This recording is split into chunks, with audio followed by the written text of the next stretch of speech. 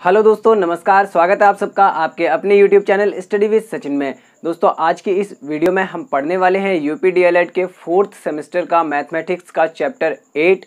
इससे पहले 7 चैप्टर्स में आप लोगों को कंप्लीट करा चुका हूं। अगर आपने उन चैप्टर्स की वीडियोस नहीं देखी हैं तो इस वीडियो की डिस्क्रिप्शन में आपको लिंक मिल जाएगी, वहां जाके वो सारी वीडियोस आप देख सकते हैं। और दोस्तों, अगर आपको डायरेक्ट प्लेलिस्ट में जाना है 4th सेमेस्टर की, तो यहाँ राइट कॉर्नर पर आई बटन आ रही होगी, वहाँ क्लिक कीजिए। आप सीधा 4th सेमेस्टर की प्लेलिस्ट में जाएंगे, वहाँ सारी आपको वीडियोस मिल जाएंगी। दोस्तों, अगर आपको ये वाली वीडियो पसंद आए तो इसको प्लीज़ लाइक करिएगा। और दोस्तों, प्लीज़ इस वीडियो को जितना हो सके उतना अपने फ्रेंड सर्कल में शेयर करिएगा, ताकि ज़्यादा से ज़्यादा लोग वीडियो को देख सकें और हमारे चैनल से जुड़ सकें। तो दोस्तों, अगर आपने हमारे चैनल को सब्सक्राइब नहीं किया है, प्लीज़ चैनल को सब्सक्राइब करिएगा। चलिए शुरू करते हैं हमारा आज का वीडियो। Let's start.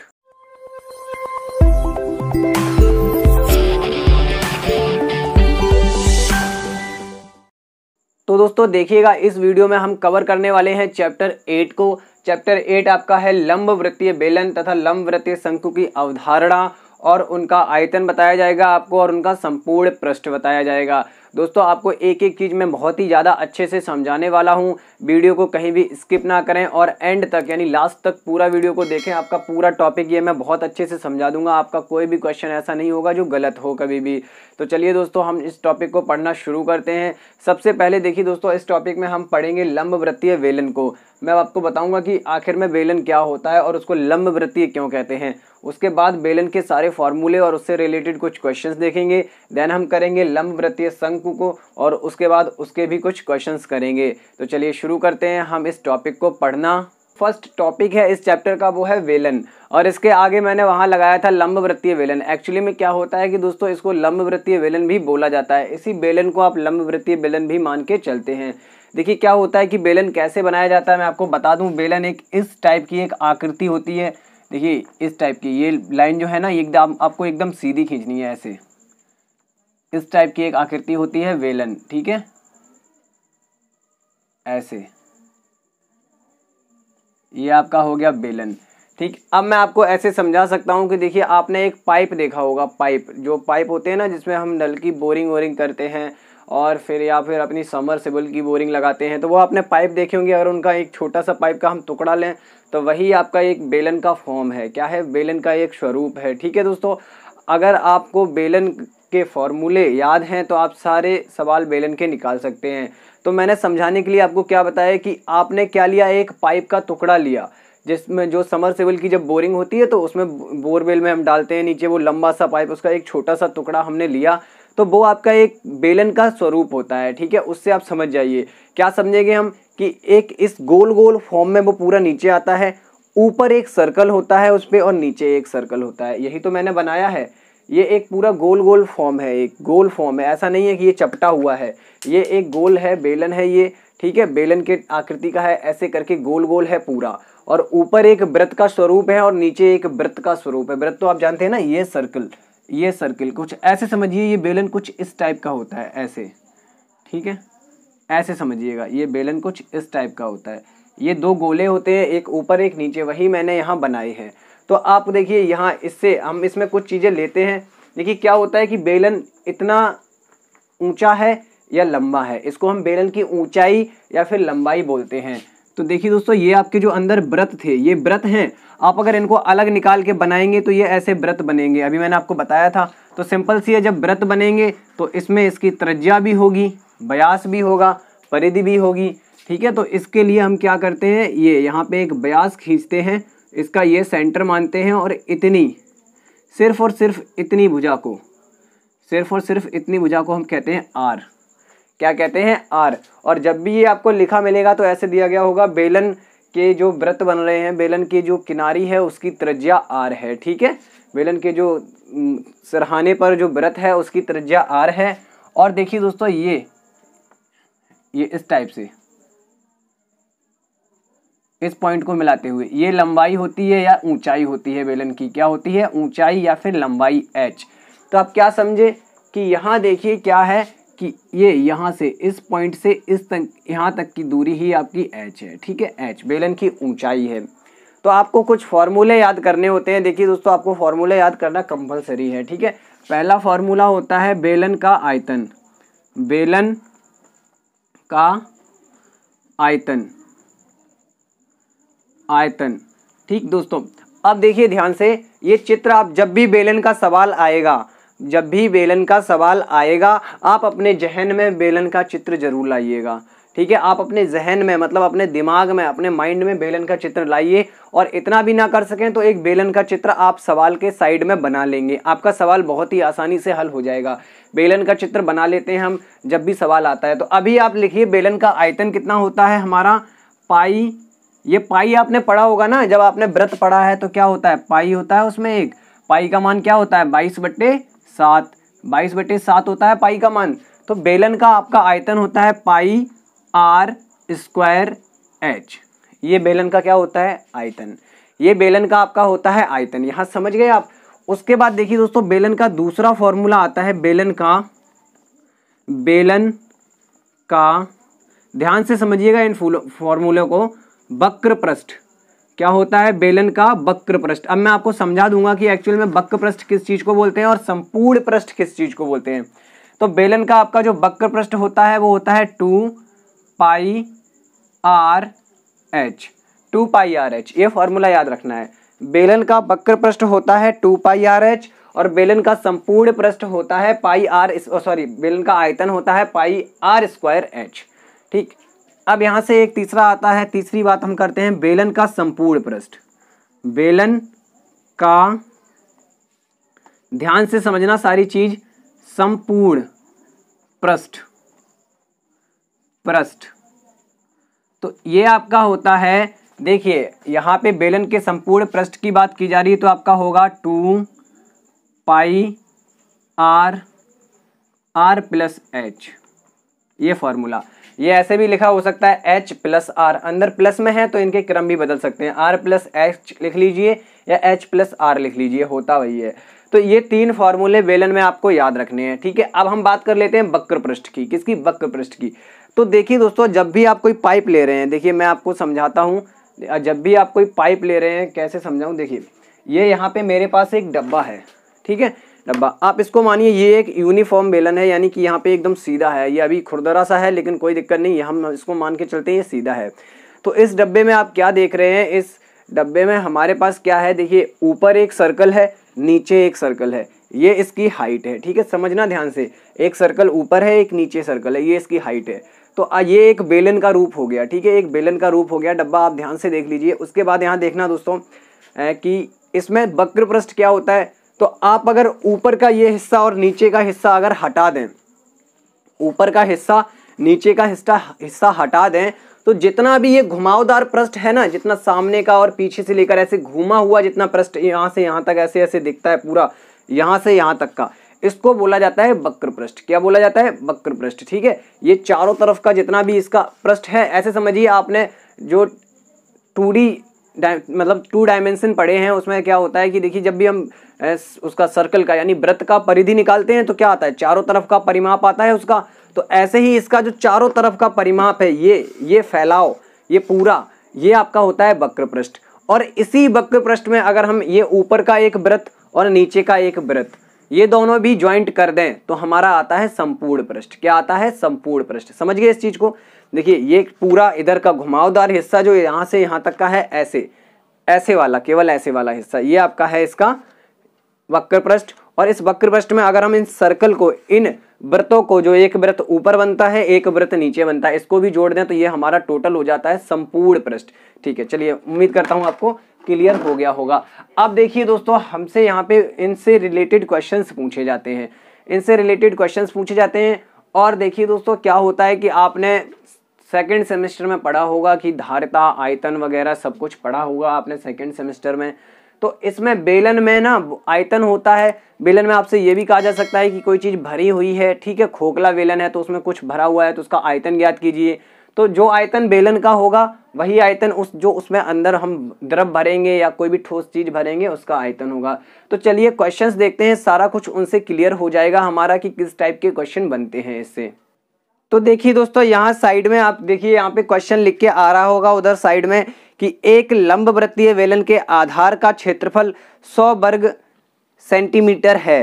यदि बेलन की ऊंचाई 10 सेंटीमीटर है तो आयतन ज्ञात कीजिए। अब देखिए दोस्तों, इसको कैसे करना है, मैंने आपको क्या बोला है कि आप किताब कोई उदाहरण जो दिए गए हैं उनको भूल जाइए। देखिए क्या है कि हम अपने तरीके से करने वाले हैं, समझने वाले हैं, आसानी से करने वाले हैं। तो हम क्या करेंगे, सबसे पहले एक बेलन का चित्र बना लेंगे, जैसे आपसे बन सके वैसे आप बना लीजिए। ये हमने बना लिया एक बेलन, ठीक है, सिंपल, बहुत ही आसानी से समझाने वाला हूँ आपको। ये हमने एक बेलन बना लिया, ठीक है, ये हो गया बेलन।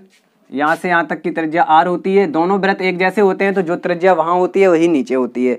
उसके बाद क्वेश्चन में देखिए आपसे कहा गया है यहाँ पे कि एक लंबवृत्तीय बेलन के आधार का क्षेत्रफल, आधार हमारा क्या होता है, आपको पता है एक वृत्त होता है, इसीलिए मैंने सारे कंसेप्ट क्लियर कर दिए। आधार हमारा क्या होता है, यहाँ पे हम क्वेश्चन एक सॉल्व कर रहे हैं, ठीक है। आधार हमारा होता है एक वृत्त, तो वृत्त है, इसका मतलब आधार का क्षेत्रफल, यहाँ हम अगर लिखें आधार का क्षेत्रफल, तो आधार का क्षेत्रफल क्या है, आधार हमारा है वृत्त, तो क्षेत्रफल वृत्त का क्या होता है pi r square. Pi r square आपको दिया गया है 100 सेंटीमीटर, कितना 100 सेंटीमीटर। आप कंसेप्ट समझ गए होंगे तो सारी चीजें क्लियर हो जाएंगी। यहां आपसे कहा गया है लंबवृत्तीय बेलन के आधार का क्षेत्रफल, और बेलन के आधार में या फिर ऊपरी हिस्से में एक वृत्त होता है। तो अगर आधार का क्षेत्रफल दिया गया है इट मींस वृत्त का क्षेत्रफल दिया गया है। चलिए दूसरी चीज आपको दी गई है बेलन की ऊंचाई, तो यहाँ पे हम वो भी लिख लेंगे। पहले आप क्या करेंगे, क्वेश्चन में लिख लेंगे जो जो चीजें दी गई होंगी। बेलन की ऊंचाई, तो बेलन की ऊंचाई यहाँ हमें दी गई है 10 सेंटीमीटर, कितनी 10 सेंटीमीटर, और ये दिया गया है सेंटीमीटर स्क्वायर में, ठीक है। अब देखिए क्या है कि यहाँ पे हम सॉल्व करने वाले हैं, हमें निकालना है बेलन का आयतन। बेलन का आयतन निकालना है तो आपको पता है कि देखिए आप क्या करेंगे, सबसे पहले बेलन का आयतन हम देखिए, ये हमें लिखना नहीं है, हमें जहन में लाना है, हमें अपने दिमाग में सोचना है कि बेलन के आयतन का फॉर्मूला होता है पाई आर स्क्वायर एच। हमारे पास पाई आर स्क्वायर है यहाँ पर, और एच ऊंचाई क्या होती है एच, ये भी है यहाँ पर, दोनों चीजें हैं ना। बेलन का आयतन क्या होता है, बेलन का आयतन बराबर पाई आर स्क्वायर एच। अब आप ऐसा ना करना कि आप यहां से आर निकालना शुरू कर दें कि हमें इसमें आर की जरूरत है। देखिए आप दिमाग लगाइए थोड़ा सा, पाई आर स्क्वायर आपको पूरा दे दिया गया है, पाई आर स्क्वायर जब आपको 100 दे दिया गया है तो आपको आर निकालने की अलग से जरूरत ही नहीं है, क्योंकि हमें इस फॉर्मूले में पाई आर स्क्वायर भी लिखा है। तो अगर इतना मिल जाए तो हम आर क्यों निकालेंगे अलग से कि खाम में इतनी बड़ी कैलकुलेशन हम करें। तो सिंपल आप क्या करेंगे, पाई आर स्क्वायर आपको 100 दिया गया है, लिख देंगे, ठीक है, मल्टीप्लाई एच यानी ऊंचाई 10 दी गई है, लिख देंगे। अब देखिए ये निकल के आ गया 1000, कितना निकल के आ गया 1000। अब यूनिट लिखना कभी ना भूलें, जो इकाई होती है centimetre square multiplied by centimetre, centimetre cube, centimetre cube. देखिए आयतन में वैसे भी आयतन में विमाओं का 3 बार गुणा होता है, तो आयतन में हमेशा हम लिखते हैं घन मीटर, घन सेंटीमीटर, जो भी दी जाए तो घन लिखते हैं ना, तो वही लिखा है सेंटीमीटर का क्यूब। चलिए उम्मीद करता हूं आपको पूरा कंसेप्ट इस क्वेश्चन का समझ में आ गया होगा। यहाँ चित्र इसलिए मैंने बनवाया था कि ये ऊंचाई आपको दी गई है 10 सेंटीमीटर, आप ऐसे चित्र में भी लिख के आप अपना कंसेप्ट क्लियर कर सकते हैं। आर यहाँ पर देखिए कुछ नहीं दिया गया है, पूरा डायरेक्ट पाई आर स्क्वायर दिया गया है, पाई आर स्क्वायर आपका 100 दिया गया है, ठीक है, 100 सेंटीमीटर स्क्वायर। चलिए उम्मीद करता हूँ आपको पूरा क्वेश्चन अच्छे से क्लियर हो गया होगा। नेक्स्ट क्वेश्चन देखते हैं दोस्तों। चलिए दोस्तों देखिए अगला क्वेश्चन यहाँ स्क्रीन पर ऊपर लिख के आ रहा होगा, उसको ध्यान से पढ़िएगा। पढ़ते हैं क्वेश्चन को। एक लंबवृत्तीय बेलन के ड्रम का व्यास 55 सेंटीमीटर तथा लंबाई 120 सेंटीमीटर है, उस ड्रम में कितने लीटर पानी आएगा। आपने ड्रम देखा होगा, तो मैंने आपको बताया था ना बेलन, ड्रम भी एक बेलन का ही रूप है। अब देखिए धीरे धीरे जितने क्वेश्चन आएंगे हम सारी चीजें समझते चलेंगे। ड्रम क्या होता है, आपका ड्रम भी तो ऐसे ही बना होता है, इस टाइप से बना होता है ना ड्रम, ऐसे ऐसे होता है ड्रम, ऐसे होता है ड्रम। तो ड्रम भी एक बेलन का ही रूप है, उसमें नीचे भी एक सर्कल बनता है, ऊपर भी एक सर्कल बनता है। तो देखिए आपसे कहा जा रहा है कि ड्रम का व्यास दिया गया है। व्यास जब भी समझ में आए तो आप समझ जाइए, ये यहां से यहां तक की लंबाई पूरी व्यास दी गई है। क्या दी गई है, व्यास। तो ये आपको व्यास दिया गया है 55 सेंटीमीटर, कितना 55 सेंटीमीटर, ठीक समझ गए आप। ये हम अभी इधर लिख लेंगे, कोई दिक्कत नहीं है, अभी हम चित्र में देख लें। और बेलन की लंबाई और सॉरी ड्रम की लंबाई आपको दी गई है। ड्रम की लंबाई क्या होगी, ड्रम की लंबाई मतलब ये जितना ऊंचा ड्रम है वही उतना ही तो लंबा होगा, ठीक है। तो चलिए ड्रम की लंबाई यानी यहां तक की दी गई है 120 सेंटीमीटर, ठीक। क्लियर हुआ कुछ? इससे सारी चीज़ें क्लियर हो जाएंगी हमारी। अब उस ड्रम में कितने लीटर पानी आएगा, कितने लीटर पानी आएगा, तो इस क्वेश्चन को ध्यान से देखना, ऐसे क्वेश्चन पूछे जाते हैं थोड़ा। यहाँ पे देखिए यूनिट दी गई है सेंटीमीटर में और पूछा गया है कि कितने लीटर पानी आएगा। तो चलिए देखिए कैसे करते हैं। पहले हम लिख लेते हैं क्या क्या दिया गया है हमें। बेलन, यानी बेलन के ब्रैकेट में लिख देंगे ड्रम का व्यास। तो बेलन का व्यास आपको दिया गया है आपका 55 सेंटीमीटर। तो हमें फॉर्मूला क्या होता है आयतन का, अभी आपको मैंने स्टार्टिंग में बताया था कि इसमें कुछ भी भरेंगे, जब भी भरते हैं कुछ भी, तो वो अंदर वाली एरिया ही हमारी धारिता जो होती है वही एक्चुअल में आयतन होती है। धारिता यानी उसको किसी भी, जैसे कोई बर्तन हो गया, किसी भी द्रव को धारण करने की क्षमता ही तो धारिता होती है, तो उसी को एक्चुअल में हम आयतन कहते हैं। आयतन यानी वॉल्यूम। तो हमें यहाँ पर कितना पानी भरना है, इट मीन्स क्या करना है, इस ड्रम का आयतन निकालना है। क्या निकालना है? आयतन। तो आपको पता है ड्रम एक बेलन के रूप में होता है, तो हम बेलन का आयतन निकालेंगे, वही ड्रम का आयतन होगा। तो यहाँ पे क्या हो गया, आपको फॉर्मूला आप ध्यान में लाइए कि फॉर्मूला तो हमारा होता है बेलन का आयतन πr²h, लेकिन यहाँ व्यास दिया गया है तो हमें r की जरूरत है, यानी यहाँ से बेलन की त्रिज्या क्या निकल के आएगी, बेलन की त्रिज्या, आपकी बेलन की त्रिज्या क्या निकल के आएगी, व्यास बटे 2 होता है त्रिज्या, यानी कि यहाँ से निकल के आया, यहाँ आप काट दीजिए इसको तो कितना आएगा, 2 दूनी 4, 2 दूनी 2 सत्ते 14, 2 सत्ते 14, 27 दूनी 54 होता है, 27.5 हो गया। ठीक है, 27.5 सेंटीमीटर। देखिए यहाँ पे थोड़ा कैलकुलेशन जरूर आपको करनी पड़ेगी भाई, ये काम जरूर आपको करना पड़ेगा कैलकुलेशन वाला। अब देखिए दूसरी चीज इसमें दी गई है आपकी बेलन की लंबाई, दूसरी चीज दी हुई है बेलन की लंबाई। लंबाई मीन्स h 120 सेंटीमीटर। ठीक, अब आपको क्या करना है, बेलन का आयतन निकालना है। बेलन मतलब ड्रम का निकाल रहे हैं, ये याद रखना, बेलन मतलब ड्रम का आयतन। आयतन होता क्या है, πr²h। पाई का मान 22/7, r का मान r² लगाए, r² लगाए, इट मीन्स जो r का मान होगा हम उसको 2 बार लिखेंगे। कितनी बार? 2 बार गुणा में 27.5 गुणा 27.5 और h आपका 120। तो इस सारी चीज को हम कैलकुलेट करें। तो देखिए दोस्तों यहाँ हमारा जो कैलकुलेट जब हम करेंगे इस चीज को, तो ऊपर वाला जो नंबर गुणा होके पूरा आएगा आपका 1996500 अपॉन में इसके क्या है, ये 22/7 का 7। ठीक, ये हमने लिख लिया। तो यहाँ से हमारा कुल मिला के कितना निकला, देख लीजिए 7 से डिवाइड करते हैं तो 7 दूनी 14, आपका यहाँ पे बचा 5, 59 हो गया, 7 8 56, बचा 3 36 हो गया, 7 5 35, बचा 1, यहाँ पे आपका हो गया 15, 7 दूनी 14। ठीक है, बचा यहाँ पे 1 आपका हो गया 10, 7 एकम 7। ठीक है, आपका बचा यहाँ पे अब 7 3 10 होता है, 3 बचा, 7 चौके 28। ठीक है, उसके बाद आपका बचा 2, तो आपका हो जाएगा 7 दूनी 14। यहाँ पे आ जाएगा पॉइंट, क्योंकि देखिए यहाँ पे हमने 4 तक यहाँ तक सॉल्व कर लिया था, उसके बाद पॉइंट में हमने एक कदम और ले लिया। तो चलिए दोस्तों ये इतना आया है, लगभग इतना निकल के आएगा इसका आयतन। आयतन मतलब हो गया सेंटीमीटर क्यूब। ठीक है, तो देखिए आपसे पूछा गया था कितने लीटर पानी आएगा। तो देखिए दोस्तों यहाँ अब हमें लीटर में निकालना है, तो 1 लीटर बराबर होता है आपका 1000 सेंटीमीटर क्यूब।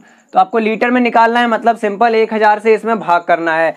तो हम निकाल लेंगे पानी की मात्रा, पानी की मात्रा, तो पानी की मात्रा निकल के आएगी हमारी 1000 से जब भाग करेंगे दोस्तों, तो आपका देखिए 1000 में 3 0 होती हैं और इसमें भाग करना है। क्यों भाग करना है आपको बता दूं कि देखिए यहाँ से 1 लीटर में 1000 सेंटीमीटर क्यूब पानी, तो यहाँ अगर हम उल्टा करें 1 सेंटीमीटर क्यूब में कितना लीटर हो जाएगा, 1/1000। तो हमें सिंपली इस 1/1000 से गुणा करना है, या आप ऐसे समझिए कि इस 1000 से इसमें भाग करना है।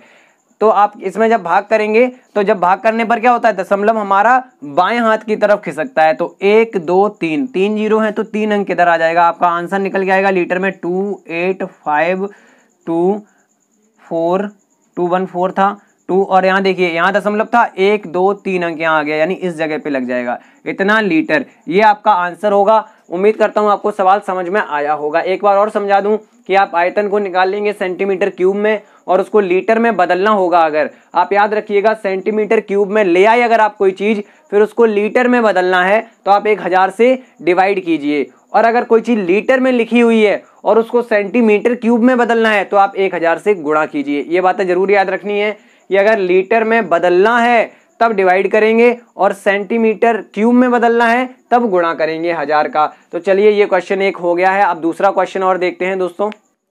देखिए दोस्तों, अगला क्वेश्चन भी वहां आपको स्क्रीन पर दिख रहा होगा। क्वेश्चन हमारा है, एक लंबवृत्तीय बेलन का वक्र पृष्ठ दिया गया है। बेलन का वक्र पृष्ठ, ठीक है, बेलन का वक्र पृष्ठ आपको दिया गया है 140 पाई वर्ग सेंटीमीटर, यानी कि सेंटीमीटर का स्क्वायर। ठीक है, इतना हो गया। उसके बाद क्या दिया गया है हमें, आधार का व्यास। बेलन के आधार का व्यास मतलब हो गया बेलन के आधार का व्यास, आपको व्यास दिया गया है यहाँ पर 20 सेंटीमीटर। आप क्वेश्चन देखते रहिए, ये क्वेश्चन पढ़िए, आपको ये सारी चीजें मिल जाएंगी। यहाँ से हम निकाल लेंगे आधार की त्रिज्या, क्योंकि हमें त्रिज्या की ही जरूरत पड़ेगी। व्यास कहीं भी फॉर्मूले में नहीं होता है, आर होता है, डी कहीं नहीं होता है। तो त्रिज्या क्या होती है, व्यास की आधी, यानी कि आपका आएगा 10 सेंटीमीटर। ठीक, क्लियर हो गया। अब देखिए दोस्तों, आपसे पूछा गया है बेलन की ऊंचाई ज्ञात कीजिए। बेलन की ऊंचाई ज्ञात कीजिए, तो हमें बेलन की ऊंचाई निकालनी है दोस्तों। तो दोस्तों देखिए कैसे निकालेंगे बेलन की ऊंचाई। आपको पता है कि बेलन का वक्र पृष्ठ आपको दिया गया है, उसका फॉर्मूला भी पता है। क्या होता है बेलन का, पहले तो लिख लीजिए, बेलन का वक्र पृष्ठ। देखिए कोई भी बड़ी चीज दी जाए उससे हम कम चीज कैसे निकालेंगे। क्या होता है आपका, वैसे तो आप जो दिया गया पहले यहाँ वो लिखिए, आपको सही तरीका बताता हूँ, एक अच्छा ढंग बताता हूँ। अब बेलन का वक्र पृष्ठ का एक्चुअल में फॉर्मूला क्या होता है, 2 पाई आर एच। यही चीज आपको यहाँ कितनी दी गई है, 140 पाई। देखिए पाई इधर भी है, पाई उधर भी है, मतलब पाई यहाँ डिवाइड में आएगा और कैंसिल हो जाएगा। ठीक है, पाई पाई कैंसिल, आपका बचा यहाँ पे क्या, 2 आर एच। क्या बचा हमारा यहाँ पे, 2 आर एच बराबर 140। देखिए कितना सरल इसको कर लेते हैं, 2 से ये पूरा कैंसिल, क्योंकि 2 यहाँ गुणा में है, इधर भाग में आ जाएगा, तो 2 से ये कैंसिल होगा, कितना आएगा, 2 सत्ते 14, 0 का 0, यानी कि अब हमारा बचा आर, अब हमारा क्या बचा यहाँ पर, आर एच बराबर 70, आर एच बराबर 70। अब आपको देखिए यहाँ पे मैं आपको सॉल्व करा देता हूँ। आर एच बराबर 70 आया। आर कितनी हमने निकाली, त्रिज्या कितनी निकाली, यहाँ पर ये आर ही तो है, त्रिज्या है 10 निकाली, यानी 10 गुणा एच बराबर 70। ये 10 से भी, ये 10 यहाँ गुणा में है, इधर भाग में आएगा, मतलब 10 से ये 70 7 बार में कट गया। एच बराबर 7 सेंटीमीटर। कितना निकला, 7 सेंटीमीटर। बड़ा ही सिंपल है। देखिए आपको यहाँ पे और चीजें समझा देता हूँ। हमें दिया गया था बेलन का वक्र पृष्ठ, यहाँ पे हो सकता है आपको बेलन का आयतन दिया जाए, बेलन का संपूर्ण पृष्ठ दिया जाए, तो आप इसके बराबर में ऐसे ही लिखेंगे। बेलन का आयतन दिया गया है तो बेलन का आयतन बराबर जितना दिया गया है वो लिखेंगे, इधर उसका फॉर्मूला लिख देंगे, फिर देखेंगे क्या क्या चीज कट रही है और क्या हमें निकालना है, किसका मान रखना है। ठीक, पूरा क्लियर हो गया ना। अगर संपूर्ण पृष्ठ दिया जाए तब भी आप ऐसे ही करेंगे, बिल्कुल यही प्रोसेस है। बेलन का संपूर्ण पृष्ठ जितना दिया गया है वो बराबर में आएगा, फिर इधर उसका फॉर्मूला लिखेंगे, तो जितना दिया गया है, देखिए फॉर्मूला और ये चीज है तो एक ही, ये हमने केवल हिंदी में लिख लिया, एक्चुअल में तो फॉर्मूला तो यही है, यानी बेलन का वक्र पृष्ठ तो यही है, इसी के बराबर तो 140 आपको दिया गया, 140 पाई। ठीक है, यहाँ पे बहुत आसान कर दिया गया सवाल आपके लिए, पाई में ही वैल्यू दे दी गई, तो इसके पाई का मान नहीं रखना पड़ा, डायरेक्ट पाई कैंसिल हो गई। तो चलिए और एक क्वेश्चन और देखते हैं बेलन का, फिर हम देखेंगे शंकु। देखिए दोस्तों इधर क्वेश्चन लिख के आ रहा होगा। क्वेश्चन हमारा है, एक बेलनाकार बर्तन में 2160 यानी 2160 मतलब 2160 घन सेंटीमीटर पानी आता है। तो पानी आता है मतलब उसका आयतन दिया गया है बेलनाकार बर्तन का। ठीक है, यदि इसके आधार का व्यास 24 सेंटीमीटर है तो बेलन की ऊंचाई ज्ञात कीजिए। सिंपल, हमें क्या दिया गया है, बेलन का आयतन। आप सवाल से निकाल लेंगे क्या चीज आपको दी गई है, बेलन का आयतन। आयतन देखिए जितना पानी आता है उसमें वही तो उसका आयतन होगा, तो 2160 यानी कि 2160 सेंटीमीटर क्यूब। ठीक, क्यूब। चलिए देखते क्या दिया गया है यहाँ पे, और कि यदि उसके आधार का व्यास, आधार का, ये आधार लिखा है, ठीक है, इसको आयतन मत समझ लेना, आधार का व्यास, आधार का आपको व्यास दिया गया है 24 सेंटीमीटर, 24 सेंटीमीटर। सिंपल हम क्या करेंगे, हमें पता है कि हमें व्यास की जरूरत नहीं, हमें त्रिज्या की जरूरत है, तो हम r बराबर यहाँ से निकाल लेंगे 24/2 यानी कि 12 सेंटीमीटर। ठीक, क्लियर हो गया, r निकल आया। अब आपको क्या निकालनी है, ऊंचाई। आपसे पूछी गई है h क्या होगी, ठीक, समझिए ध्यान से, आपसे पूछा गया है h क्या होगा। अब देखिए अब क्या करना है आपको, बेलन का आयतन आपको दिया गया है, बेलन का आयतन, बेलन का आयतन आपको दिया गया है 2160, ठीक है, और बेलन का आयतन का फॉर्मूला होता है पाई r स्क्वायर h बराबर आपको दिया गया है 2160। अब देखिए क्या क्या यहाँ पे हमें, अब इस बार हमें पाई में मान नहीं दिया गया है, तो हमें पाई का मान रखना है। मतलब यहाँ पे अगर पाई लगा होता तो आप डायरेक्ट पाई कैंसिल कर सकते थे, लेकिन अब हमें नहीं लगा है तो हम पाई का वैल्यू रखेंगे। कैसे रखेंगे, आपको निकालना है क्या है, आपको h निकालना है, तो यहाँ पे वैल्यूज रख दीजिए। क्या हो गया, 22/7 गुणा r कितना निकला 12, तो r स्क्वायर होता है यानी 12 गुणा 12 गुणा h बराबर आपका हो गया 2160। यहां से देखिए h क्या निकल के आपका आएगा, यहां से आपका h क्या निकल के आएगा, देखना ध्यान से देखना, हमारा h ये है यहाँ पे, ठीक है, यह h हमारा यहाँ पे है, मतलब बाकी सारे नंबर जो गुणा में है, जो भी h के साथ गुणा में है, यहाँ आपका गुणा जो है इनका अंश में होता है, ना कि हर के साथ। तो हम लेंगे जो भी नंबर गुणा में है वो 2160 की तरफ जब जाएंगे तो आपके भाग में आ जाएंगे, यानी 22 गुणा 12 गुणा 12, और 7 जो कि भाग में है, 7 जो कि भाग में है वो इधर जाएगा तो गुणा में आ जाएगा, यानी ऊपर आ जाएगा। ठीक, गुणा में 2160 के साथ। चलिए काट लेते हैं क्या क्या यहाँ पे कट रहा है, देखिए ध्यान से देखेंगे हम क्या क्या कट रहा है हमारा नंबर। पहले इसको चेक कर लेते हैं, 6 2 8, ये देखिए 11 से कटता है या नहीं, 11 एकम 11 बचा आपका 10, 106 हो गया, 11 निम्मा 99, ये नहीं कट रहा है 11 से। तो चलिए क्या करते हैं, 12 से चेक करते हैं। मतलब 11 से मैं इसलिए देख रहा था कि 22 को भी 11 से काट देते और इसको भी 11 से काट देते, लेकिन नहीं कट रहा है 11 से। तो अब हम क्या करेंगे, यहाँ पे इस 12 से देखते हैं इसको काट के। 12 एकन 12, 12 9 21 होता है, 12 8 96, ये कट गया, 12 एकन 12 और ये 12 एकन 12 आपका बचा यहाँ पे 9, 12 8 96 और एक 0 आ गई ऊपर। ठीक है, 180 आ गया हमारा। अब देखिए यहाँ से ध्यान से, इस 12 से 12 एकन 12 बचा 6, 12 पंचे 60, यहाँ पे आ गया 15, कितना आ गया 15 आ गया। देखिए दोस्तों यहाँ पे आपका निकल के क्या आया, ऊपर 15 गुणा 7 मतलब 15 सत्ते 105 बटे 12 गुणा 1 गुणा 1 मतलब 12, ओ सॉरी 22 है, 12 नहीं है 22 है। ठीक है, तो कुल मिलाकर यहाँ आप देखेंगे कि h बराबर निकल के आया 105/22। हमें डिवाइड करना है, आप अगर इसको यहाँ भी छोड़ देंगे, ठीक है, ये सेंटीमीटर लिख देंगे, आपका आंसर कोई गलत नहीं करेगा, कोई भी गलत नहीं कर सकता है, क्योंकि आपने कैलकुलेट इतना कर लिया है। लेकिन फिर भी हम क्या करते हैं, इसको एक मिनिमम फॉर्म में लिखते हैं, एक मिनिमम मतलब एक छोटे से छोटे रूप में इसको डिवाइड करके पूरा पॉइंट में लिख देते हैं। तो चलिए डिवाइड कर लेते हैं इसको, यहाँ पे डिवाइड कर लेते हैं। 105 है हमारा और 22 से हमें डिवाइड करना है, तो 22 पंचे तो 110 होता है, तो हम 22 चौको 88 तक लेंगे यहाँ पर। ठीक है, देखिए कितना बच रहा है, यहाँ पर 7 बच रहा है और यहाँ पर 1 बच रहा है। दशमलव लगाएंगे, 0 बढ़ाएंगे, ठीक, दशमलव लगाएंगे 0 बढ़ाएंगे।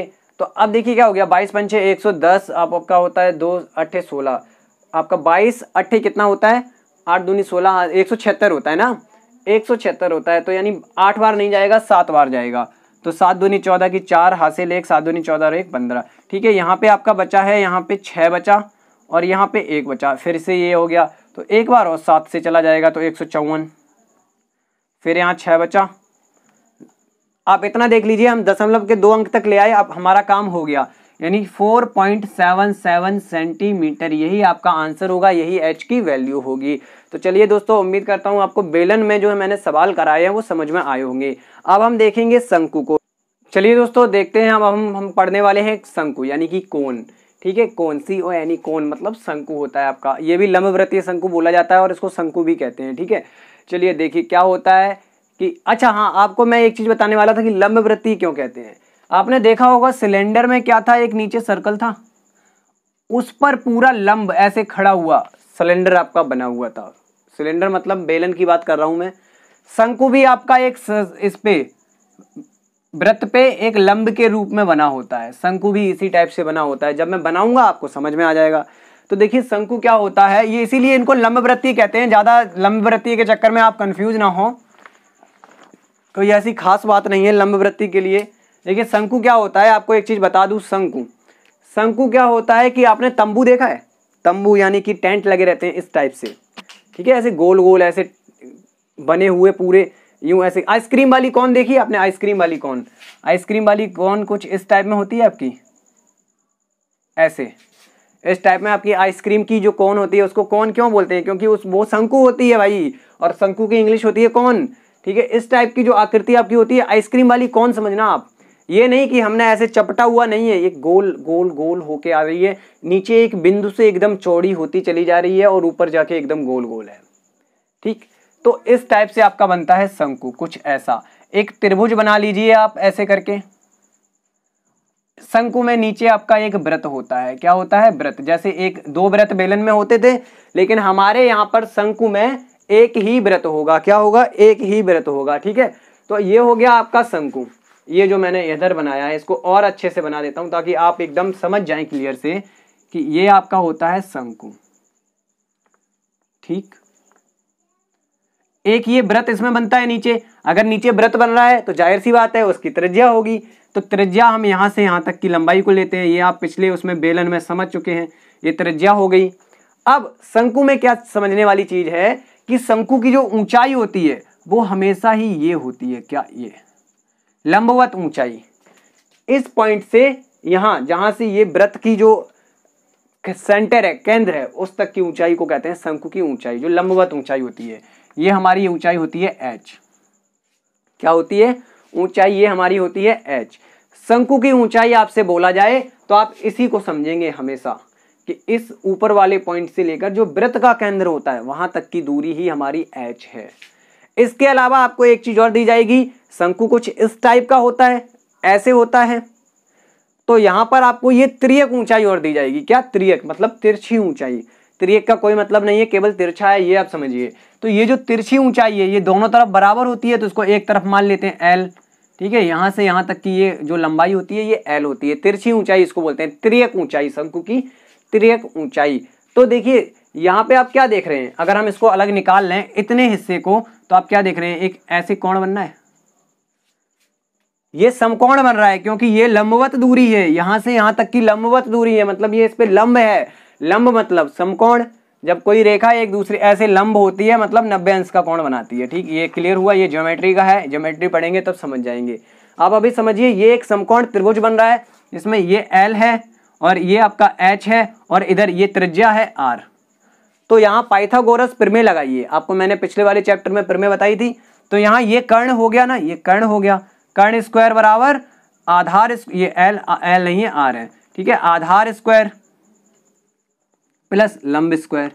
तो l का स्क्वायर यहाँ पे निकल के आया, l स्क्वायर बराबर r square plus h square. तो ये आपका फॉर्मूला होता है शंकु की, सबसे पहला फॉर्मूला, शंकु की त्रियक ऊंचाई, त्रियक ऊंचाई l बराबर अंडर रूट, स्क्वायर उधर जाएगा, अंडर रूट लग जाएगा, r square plus h square. पहला फॉर्मूला आपको ये नोट करना है। उसके बाद शंकु का आयतन, शंकु का आयतन, शंकु का आयतन आपका होता है, बेलन का आयतन आप पढ़े हैं, पाई आर स्क्वायर h होता है, उसका 1/3 भाग, पाई आर स्क्वायर h का 1/3 भाग, यानी 1/3 pi r square h, 1/3 pi r square h, ये होता है शंकु का आयतन। अब देखिए दोस्तों, शंकु का वक्र पृष्ठ, शंकु का वक्र पृष्ठ, वक्र पृष्ठ। तो शंकु का वक्र पृष्ठ क्या होगा, तो दोस्तों शंकु का वक्र पृष्ठ मतलब क्या हो गया, जैसे आपने आइसक्रीम कोन देखी होगी, तो आइसक्रीम कोन में जो हिस्सा, कोन वाला हिस्सा, आप ये ऐसे ऊपर का सरफेस का हिस्सा, जो बाहर वाला हिस्सा है, जैसे बेलन में बताया था मैंने, बाहर वाला हिस्सा, वृत्त को छोड़ के जो हिस्सा ऊपर सरफेस वाला बना हुआ है वही उसका होता है वक्र पृष्ठ। तो ये होता है आपका पाई आर एल, ठीक है, ध्यान से देखेंगे, सारे फॉर्मूले आपको रट जाने चाहिए, तभी आप इस क्वेश्चन को, इनके क्वेश्चन जो होंगे वो सॉल्व कर पाएंगे। उसके बाद शंकु का भी संपूर्ण पृष्ठ होता है, तो शंकु का यहाँ पे संपूर्ण पृष्ठ अगर हम देखें, संपूर्ण पृष्ठ, तो क्या हो गया, देखिए क्या होता था उसमें संपूर्ण पृष्ठ बेलन में क्या है कि शंकु का जो वक्र पृष्ठ है उसमें हमने दोनों ऊपर और नीचे वाले वृत्त ऐड कर दिए। इसमें केवल एक ही वृत्त होता है, तो एक वृत्त ऐड करेंगे, मतलब वृत्त ऐड करने का मतलब हुआ वृत्त की परिधि को ऐड करना। किसको? वृत्त की परिधि को ऐड करना।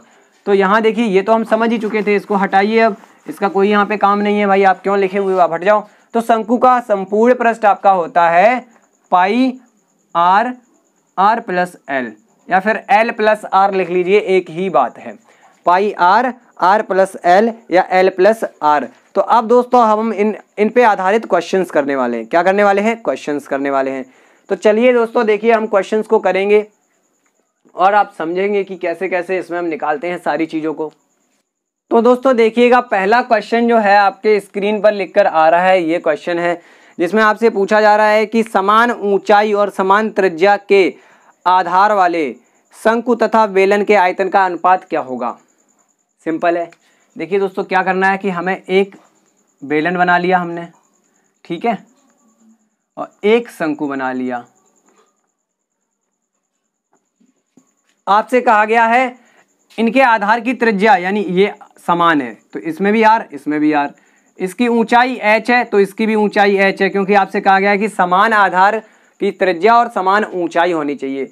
तो इनका आयतन का अनुपात, तो देखिए जैसे अनुपात में क्या होता है कि जो चीज पहले रहती है उसी को हम पहले लिखते हैं। तो क्या आपसे पूछा गया है कि समान ऊंचाई और समान त्रिज्या के आधार वाले शंकु तथा बेलन, यानी शंकु पहले लिखा है, ऐसे लिखा है ना, शंकु तथा बेलन, शंकु तथा बेलन, या इसका मतलब क्या है, शंकु पहले लिखा है, तो अनुपात अगर हम निकालेंगे दोनों के आयतन का अनुपात, दोनों के आयतन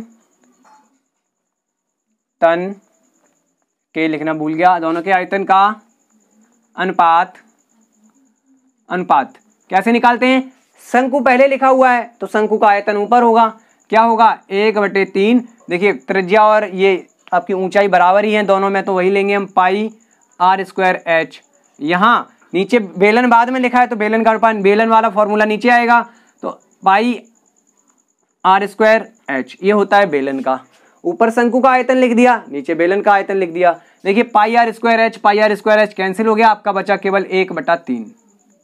तो शंकु तथा बेलन के आयतनों में क्या अनुपात निकला आपका, इसको अनुपात में लिख सकते हैं, 1:3 का अनुपात होता है, 1:3 का अनुपात होता है, यानी कि शंकु के आयतन से 3 गुना ज्यादा होता है बेलन का आयतन, अगर उनकी ऊंचाई और त्रिज्याएं एक जैसी हैं, डिट्टो हैं, समान है, बिल्कुल सेम टू सेम है, तो आपका शंकु का आयतन जो होगा वो 3 गुना कम होगा बेलन के आयतन से, यानी शंकु के आयतन का 3 गुना होगा बेलन का आयतन। समझ गए ना आप लोग। चलिए और क्वेश्चंस देख लेते हैं थोड़े।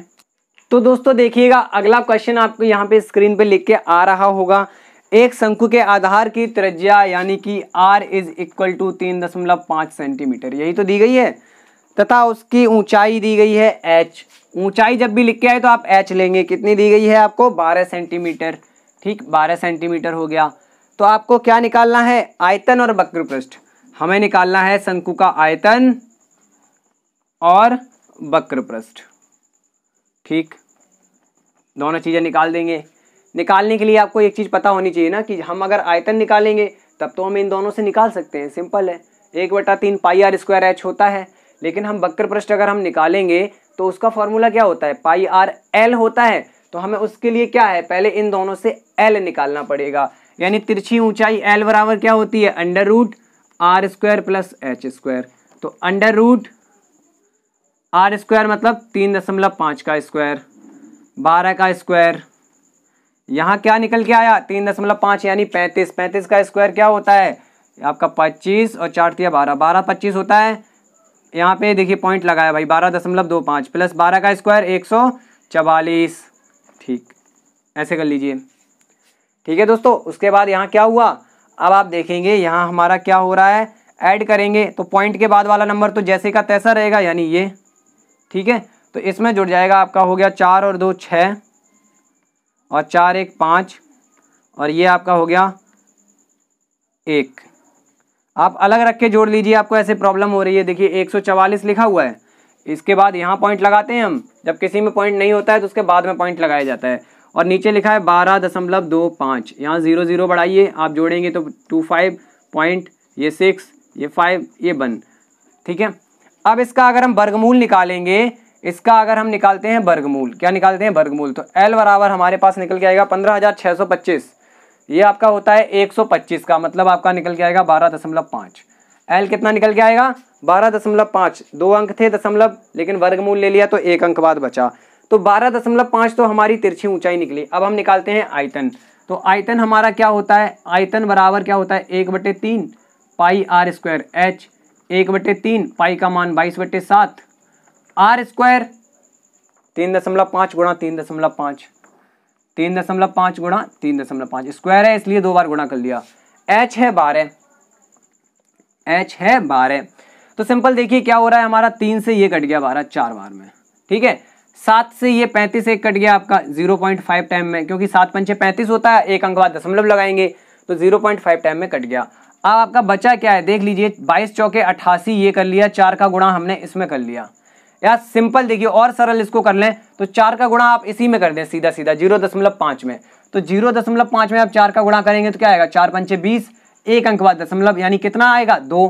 अब इस 2 का गुणा हमें करना है इस 22 में, तो हो गया 22 दूनी 44। ठीक है, ये तो सिंपल इतना हो गया। बचा हमारे पास ये नंबर 3.5, तो हम गुणा कर देते हैं सिंपल सा कि आपका 44 और 35 का गुणा कर देते हैं। 44 और 35 है, 1 अंक बाद दशमलव बाद में आंसर में लगा लेंगे तो आपका हो गया, देखिए दोस्तों 35 दूनी 70 और 70 दूनी होता है 140, यानी कि आपका आएगा 0। 35 चौके सीधा आएगा 140 आएगा, यानी आपकी हासिल हो गई 14। 35 चौके 140 और 14 कितना हो गया 154, 154, यानी यहाँ पे आपका आ गया 154 और 0, 1 अंक बाद दशमलव, ये आपका आंसर आ गया। केवल 154 बचा है यहाँ पर। यूनिट हमारी सेंटीमीटर थी तो सेंटीमीटर क्यूब हो गया। ठीक, सिंपल, एकदम सिंपल है ना, सेंटीमीटर क्यूब हो गया, यानी कि हमारा यहाँ पे उत्तर निकल के आया 154 सेंटीमीटर क्यूब। अब हमें एक चीज और निकालनी है दोस्तों, ये आंसर आपका करेक्ट है, मैंने मिला लिया है। ठीक है, अब हमें एक चीज और निकालनी है, वो क्या है, वक्र पृष्ठ। तो चलिए इतना तो आप समझ गए थे, तो यहीं मिटा देते हैं, थोड़ा सा जगह बना लेते हैं, यहीं पे निकाल देते हैं इस चीज को। वक्र पृष्ठ पूछा गया है, ये देखिए वक्र पृष्ठ मैंने लिखा भी है यहाँ पे। वक्र पृष्ठ का हमारे पास फॉर्मूला होता है, क्या होता है, फॉर्मूला हमारा होता है पाई आर एल, ये होता है ना वक्र पृष्ठ। अब देखिए दोस्तों, हमारा आर पाई है 22/7, आर हमारा है 3.5 और एल हमारा है 12.5। देखिए दोस्तों करते हैं कैलकुलेट इसको, तो इससे इसको काट दिया हमने, 0.5 फिर से आ गया। ठीक है, 22 का इसमें गुणा किया, 22 पंचे 110 और 1 अंक बाद दशमलव है तो यहाँ दशमलव आ गया हमारा, गुणा करेंगे 12.5 का। अब देखिए 11 के बाद दशमलव है, फिर 0 है, तो मतलब इस दशमलव के बाद 0 है, मतलब 0 का कोई महत्व नहीं है, यानी यहाँ दशमलव नहीं लगाएंगे। सिंपल, आप एक बात समझिए कि जैसे हम लिखते हैं ना 2, तो इसमें कहीं दशमलव नहीं है। जब कोई नंबर में कहीं दशमलव नहीं होता है तो उसके बाद में दशमलव लगा होता है, और दशमलव के बाद आप कितनी भी 0 ले सकते हैं, कोई मतलब नहीं होता है उनका। तो ऐसे ही हमने यहाँ 11 के बाद दशमलव लगा था और उसके बाद 0 थी, हटा दिया, कोई मतलब नहीं है। इनका गुणा कर लीजिए, 125 और 11 का अगर हम गुणा करें तो देखिए 11 × 5 = 55, हासिल 5, 11 दूनी 22, 5 27, हासिल 2, 11 × 1 11 और 2 13, तो आपका आ गया ये 1375। यहाँ 1 अंक बाद दशमलव था, यहाँ लगा दिया, तो 137.5 सेंटीमीटर स्क्वायर आता है इसमें। ठीक है, ये वक्र पृष्ठ है, सरफेस एरिया है, सरफेस एरिया है, तो इसलिए इसमें स्क्वायर आता है, तो आपका आएगा 137.5 सेंटीमीटर स्क्वायर। तो ये तो हमारा शंकु का क्वेश्चन था। ठीक है दोस्तों, उम्मीद करता हूँ आपको सवाल समझ में आया होगा। तो चलिए दोस्तों देखते हैं हमारा अगला क्वेश्चन क्या होगा। आप यहाँ पढ़िएगा कि कितना कपड़ा उस शंक्वाकार तंबू में लगेगा जिसकी ऊंचाई 10 मीटर है, जो भूमि पर 154 वर्ग मीटर स्थान घेरता है। तो देखिए दोस्तों, आपको समझना बहुत जरूरी है कि इसमें क्या चीज पूछी गई है, कितना कपड़ा लगेगा। तो कपड़ा लगेगा मतलब क्या हुआ, चलिए शंकु का चित्र बनाते हैं। देखिए, देखिएगा, बड़े ही प्यार से समझा दूंगा पूरा क्वेश्चन। चलिए, शंकु हो गया। ठीक है, देखिए ध्यान से कि आपको पूछा गया है कि उस शंक्वाकार तंबू में लगेगा। ये हमने मान लिया एक तंबू है, क्या है, तंबू। तंबू आपने देखा होगा कुछ इस टाइप के बने होते हैं। ठीक है, तो उस तंबू पे कपड़ा लगाना है। कपड़ा लगाना है, आपको पता है कि कपड़ा कहाँ लगता है, कपड़ा अंदर ठूसा थोड़ी जाएगा भाई, कपड़ा तो उसका जो वो सरफेस एरिया है, जो जो ये क्षेत्र है, इसी पे तो कपड़ा लगेगा। यानी कि सिंपल सी बात है, आपको क्या निकालना है, यही चीजें तो समझनी होती है इन क्वेश्चंस में, कि आपको क्या निकालना है, वक्र पृष्ठ निकालना है। क्या वक्र पृष्ठ, कपड़ा तो भैया इसी एरिया में लगेगा, केवल यहाँ से ऐसी ऐसी ऐसी ऐसी ऐसी ऐसी ऐसी इसके ऊपर वाले हिस्से पे तो कपड़ा लगेगा। ठीक है, तो ये हिस्सा मैंने आपको क्या बताया था, ये हिस्सा आपको मैंने बताया था वक्र पृष्ठ, तो हमें निकालना क्या है, वक्र पृष्ठ। ठीक है, कंसेप्ट क्लियर हो गया ना, कि ऐसा क्वेश्चन आए आप क्या निकालेंगे, वक्र पृष्ठ, कपड़े का क्वेश्चन आ जाए। चलिए अब इसमें क्या क्या चीजें दी गई हैं वो भी जानना बहुत ज्यादा जरूरी है। आपको सबसे पहली चीज दी गई है जिसकी ऊंचाई यानी कि h बराबर 10 सेंटीमीटर, या मीटर जिसमें दी गई हो, किसमें दी गई है, मीटर में दी गई है भाई, तो मीटर में लिखेंगे। ठीक है, मीटर। चलिए और देखिएगा, जो भूमि पर 154 वर्ग मीटर स्थान घेरता है, तो 154 वर्ग मीटर, आप वर्ग मीटर से क्या समझे, ये हमें क्या दिया गया है, क्षेत्रफल दिया गया है। वर्ग मीटर लिखा है तो क्षेत्रफल दिया गया है, और क्षेत्रफल ही एक ऐसी राशि है जो स्थान घेरती है। आपको बताया, मैंने नहीं बताया होगा तो आपने पढ़ा होगा, क्योंकि मैंने इतनी ज्यादा वीडियो बनाई नहीं है पहले, तो आपने ये तो पढ़ा होगा ना कि क्षेत्रफल क्या होता है, कि आप किसी भी चीज को, जैसे हमने एक किताब यहाँ पे रख दी, ठीक है, सपोज दैट ये बोर्ड ही जिस स्थान पे लगा हुआ है, ये व्हाइट बोर्ड जिस स्थान पर चिपका हुआ है, वहां पे जी जितना स्थान घेर रहा है तो वो उसका क्षेत्रफल होता है ना। तो शंकु नीचे जमीन पर जितना स्थान घेर रहा है वह उसका क्या हो गया, क्षेत्रफल हो गया। लेकिन आपको ये देखना है कि ये क्षेत्रफल आखिर में दिया क्या है, शंकु में तो क्षेत्रफल होता नहीं है, शंकु का तो आयतन होता है, वक्र पृष्ठ होता है, संपूर्ण पृष्ठ होता है, तो ये क्षेत्रफल किस चीज का दिया है। तो आपको पता है कि शंकु जब ऐसे बना होगा, कैसे, ऐसे बना होगा, नीचे तो ऐसे होगा ना, आधार में गोला होता है, देखिए मैंने बना के भी दिखाया है, तो ये गोले का ही क्षेत्रफल, गोला मतलब वृत्त समझिएगा, इस वृत्त का ही क्षेत्रफल दिया गया है। यानी कि शंकु के आधार का क्षेत्रफल, आधार, और आधार में होता है वृत्त, तो शंकु के आधार का क्षेत्रफल आपको दिया गया है कितना, 154 मीटर स्क्वायर। ठीक, 154 मीटर स्क्वायर। ये क्या समझे आप, कि आधार में क्या है, वृत्त, वृत्त है तो वृत्त का क्षेत्रफल लिख लेंगे पाई आर स्क्वायर। यही चीज तो दी गई है 154 मीटर स्क्वायर, आधार का क्षेत्रफल मतलब वृत्त का क्षेत्रफल, और वृत्त का क्षेत्रफल होता है पाई आर स्क्वायर। कितना दिया गया है, 154। यहां से हमें आर मिलेगा, और आर का प्रयोग होगा आपका इस वक्र पृष्ठ को निकालने में, इस कपड़े कितना कपड़ा लगेगा वो निकालने में। तो सिंपली यहां से कि आर हमारा क्या आएगा, आर स्क्वायर बराबर 154 बटे पाई, तो हमारा आर स्क्वायर ही हमें चाहिए है। देखिए आर स्क्वायर ही हमें चाहिए, तो हम आर को कैलकुलेट नहीं करेंगे, आर स्क्वायर को ही कर लेते हैं। देखिए क्या है कि थोड़ा सा दिमाग का प्रयोग किया कीजिए, कि आपको यहाँ पे मैंने स्टार्टिंग में बता दिया वक्र पृष्ठ निकालना है, और वक्र पृष्ठ का फॉर्मूला होता है पाई आर एल। ठीक, पाई आर एल। तो अभी हम फिलहाल यहाँ पर क्या निकालेंगे, एल निकालेंगे। तो उसके लिए आप आर स्क्वायर को भी देखेंगे क्या होगा, पहले हम आर स्क्वायर कैलकुलेट कर लेते हैं, उसके बाद आर कैलकुलेट कर लेंगे। यानी मैंने यहाँ से अभी मैं डायरेक्ट अंडर रूट लगाने वाला था, लेकिन अभी नहीं लगाऊंगा। पाई का मान रख देते हैं, नीचे पाई लिखा हुआ है, बिल्कुल कंफ्यूज ना हो। 22/7 होगा, तो 22 नीचे आ गया, 7 ऊपर चला गया। ठीक है, अब देखिए ये 150 नहीं है, 154 है। थोड़ी बहुत लिखने में गलतियां हो रही हैं भाई, पता नहीं क्यों, लग रहा है तबीयत खराब होने वाली है। चलिए देखिए 22 सत्ते 154 होता है, तो आर स्क्वायर बराबर निकला 7 गुणा 7 विच मीन्स 49। आर बराबर निकला आपका 49 का अंडर रूट ले लेंगे, आपका आ जाएगा 7। ओके, सिंपल है, 7 मीटर आपकी यूनिट दी गई है, मीटर तो मीटर में लिखेंगे। चलिए आर स्क्वायर याद रखना है 49 है, आर याद रखना है 7 है। हम निकालेंगे एल, क्योंकि हमें इस वक्र पृष्ठ के फॉर्मूले में एल की जरूरत है। एल बराबर under root R square plus, R square है ये, plus H square, which means under root R square 49 लिया हमने, प्लस एच स्क्वायर, एच हमारा है 10, तो हमारा हो गया 100। एच का स्क्वायर 10 का स्क्वायर 100, ये निकल के आएगा आपका अंडर रूट 149।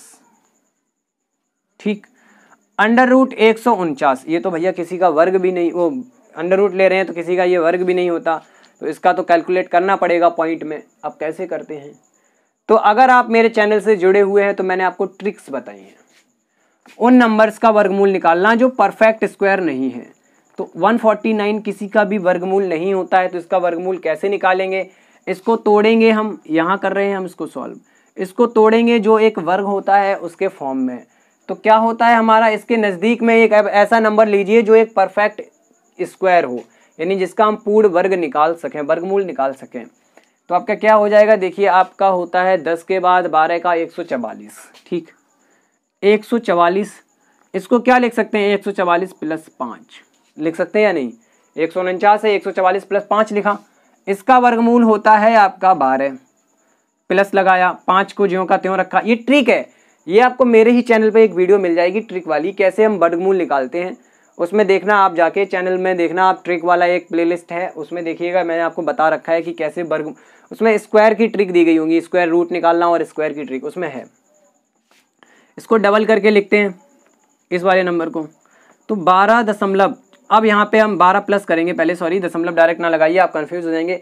24 से इसमें भाग करेंगे 50 में, कर लेते हैं 24 दूनी 48, आपका बचा यहाँ पे 2, 50 में कर रहे हैं तो पहले ही यहाँ पे 0 पॉइंट आ गया है, तो देखिए यहाँ बचा 2, अब 0 बढ़ा लिया तब भी भाग नहीं जा रहा भाई, तो ये ऐसे हो जाएगा एक और 0, ठीक है। तो आपका क्या हुआ, यहाँ पे एक 0 और लेंगे, 24 पंचे 120 और 120 दूनी होता है 240, यानी लगभग 3 बार भाग जाएगा। तो कुल मिला के ये आपका 0.2 आएगा, आगे के नंबर्स निगलेक्ट कर दीजिए, यानी 12.2, यहाँ पे हम लेंगे 12.2, 12.2 सेंटीमीटर या मीटर दिया गया है, सॉरी।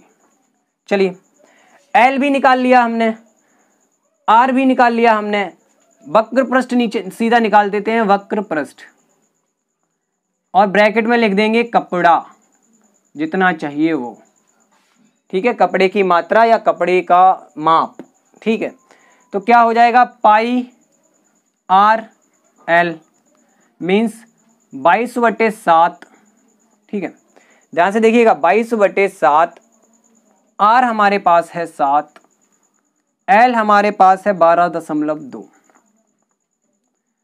कैलकुलेट कर लीजिए, ये 7 कैंसिल, ठीक है। 22 का गुणा करेंगे तो 22 दूनी 44 हासिल 4, 22 दूनी 44, 4 48 हासिल 4, 22 एकन 22 और 4 26, ठीक। एक अंक बाद दशमलव, मीटर स्क्वायर, 268.4 मीटर स्क्वायर कपड़े की जरूरत पड़ेगी इस तंबू को बनाने के लिए। सवाल हल हो चुका है आपका, उम्मीद कर रहा हूं आपको सवाल समझ में आया होगा। ये चीज एक्स्ट्रा ज्ञान था आपके लिए कि कैसे हम उन नंबर्स का वर्गमूल निकालते हैं जो नॉन परफेक्ट हैं। तो इसकी एक पूरी वीडियो आपको मिल जाएगी, यहाँ मैंने आपको ये नहीं समझाया है क्योंकि भाई आप उस वीडियो को देखिएगा, आप समझ जाइए, क्योंकि हमारा वीडियो हमें ज़्यादा लंबा नहीं करना है। सिंपली आप इसका वर्गमूल यहाँ पे ऐसे निकालेंगे, इस तरीके से ये ट्रिक आप देख लीजिए, उसके बाद आपका आंसर आ जाएगा, ये आपका आएगा 268.4। और देखिए दोस्तों, जरूरी नहीं है कि आप इसी फॉर्म में आंसर को रखें, आप केवल एल ये रख देते तब भी आपको मिल जाता, लेकिन ये आपको मैंने सही तरीके से निकाल के दिखा दिया है। तो चलिए दोस्तों, आपको मैंने शंकु पे भी क्वेश्चन करा दिए, बेलन पे भी क्वेश्चन करा दिए। अब आपका फर्ज बनता है कि आप कुछ मेहनत कीजिए, खुद से कुछ ट्राई कीजिए। जब आपको नहीं निकले तो आप मुझसे पूछिए, कमेंट में बताइए कि आपको क्या समझ में आया, क्या नहीं समझ में आया। और दोस्तों, आपको अगर वीडियो पसंद आई हो तो प्लीज़ इसको लाइक कर देना, अपने अधिक से अधिक दोस्तों के साथ इसको शेयर जरूर कर दीजिएगा, क्योंकि मुझे ये सबसे ज़्यादा आपके सपोर्ट की ज़रूरत है दोस्तों। तो प्लीज़ दोस्तों शेयर कर दीजिएगा वीडियो को, और अगर आपने हमारे चैनल को सब्सक्राइब नहीं किया है तो प्लीज़ चैनल को सब्सक्राइब करिएगा। चलिए मिलते हैं अगली वीडियो के साथ, तब तक के लिए नमस्कार, बाय बाय, जय हिंद।